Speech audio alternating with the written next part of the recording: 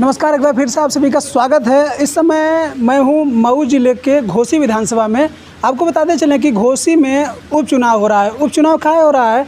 क्योंकि दारा सिंह चौहान 2022 में समाजवादी पार्टी चुनाव जीतकर विधानसभा पहुंचे थे, लेकिन 2023 में लगभग 1 साल के बाद ही उन्होंने इस्तीफ़ा दे दिया और इस्तीफ़ा देने के बाद वो भाजपा में चले गए हैं, जिसके लिए उपचुनाव हो रहा है। तो आज हम घोसी विधानसभा में उपस्थित हैं और घोसी विधानसभा में ज़मीनी हकीकत जानने के लिए कि क्या मुद्दे हैं आखिरकार, कि किस तरीके से लोग सोचते हैं। इसी तरह से हमें कुछ लोग यहाँ पे मिल गए हैं जो कि सुभाषपा के कार्यकर्ता हैं। सुभाषपा वही ओम प्रकाश राजभर की पार्टी, जो कि अब वो एनडीए का हिस्सा है, लेकिन ओम प्रकाश राजभर की पार्टी चुनाव नहीं लड़ रही है, लेकिन बीजेपी के जिन्होंने जो कैंडिडेट दिया हुआ समर्थन कर रहे हैं। तो आइए हम इन लोगों से जानते हैं कि क्या मुद्दे हैं या कैसे चुनाव लड़ेंगे या किस मुद्दे पे चुनाव लड़े। क्या नाम है आपका? मुन्ना राजभर जी। सोहलदेव भारतीय समाज पार्टी प्रदेश उपाध्यक्ष हूँ पूर्वांचल का। अच्छा, क्या मुद्दे होंगे, क्या मुद्दे फील्ड में जाएंगे? क्योंकि जिस प्रकार से चौहान जी समाजवादी पार्टी छोड़ करके भाजपा में आए हैं, क्या कहेंगे इस पर? सबसे पहले तो आपको, आपके चैनल को धन्यवाद देता हूँ। आपसे मिले, बहुत बहुत आपका धन्यवाद। हम लोग अभी तो देखिए, हम आए हैं, कार्यालय पर पहुँचे हैं। अब यहाँ से हम जाएंगे तो जो छोटे छोटे प्रदेश की जातियाँ हैं, उनको आज तक किसी पार्टी ने नहीं पूछा, नहीं देखा, नहीं समझा। आरक्षण 27% मिलता है, लेकिन हम लोगों का 1% भी भागीदारी उसमें आज तक नहीं हुआ। बहुत सारी सरकारें आईं, बहुत सारी सरकारें गईं। हम लोग इसी मुद्दा को लेकर के, जैसा कि अगली पार्टी से बात हुई है कि आपका जो मिशन है, जो कार्य आप करना चाहते हैं, वही कार्य हमारी भी पार्टी करना चाहती है, तो आकर मिल जाएं और मिल कर के आगे काम बढ़ाएं।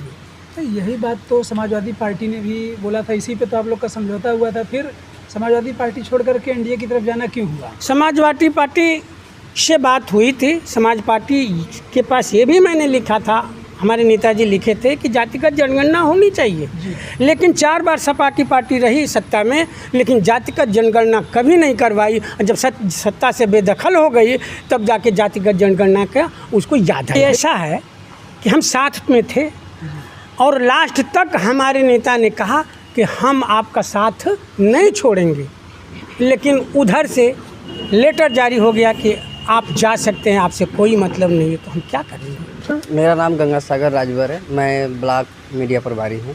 अच्छा, क्या कहना चाहेंगे आप? काहे ये जो उपचुनाव हो रहा है, आप क्या सोचते हैं उपचुनाव को लेकर के? मंत्री जी जिस तरीके से मतलब पिछड़ों के लिए और शोषित वंचित जो समाज हमारा है, उसके लिए मतलब चल रहे हैं मुहिम लेकर, यही सब देखते हुए हम लोग भी उनसे जुड़े हुए हैं और उनका सपोर्ट कर रहे हैं। नहीं, यही बात तो समाजवादी पार्टी भी कहती है। उन्होंने बल्कि पीडीए बना लिया है कि पिछड़ा, दलित, अल्पसंख्यक, मुसलमान सबको लेकर चल रहे हैं। फिर बिखराव क्यों, या इस पार्टी को छोड़ के उस पार्टी में क्यों? देखिए, सबसे पहले जैसे आज 20 साल से सपा राज की और कभी भी सुहलदेव के बारे में नहीं सोचा। और मोदी जी जैसे हैं, वो उन्होंने डाक टिकट सुहलदेव के नाम पे, और उसके बाद आपका स्मारक, और उसके बाद आपका हॉस्पिटल, ऐसे कर के मतलब उन्होंने बहुत सारा काम किया हुआ है। क्या नाम है अभी आपका? अभिषेक राजभर, सैदपुर ब्लॉक अध्यक्ष। अच्छा, सैदपुर से यहाँ पे आए हुए हैं पार्टी के प्रचार करने के लिए। जी। चलिए, क्या कहना चाहेंगे आप?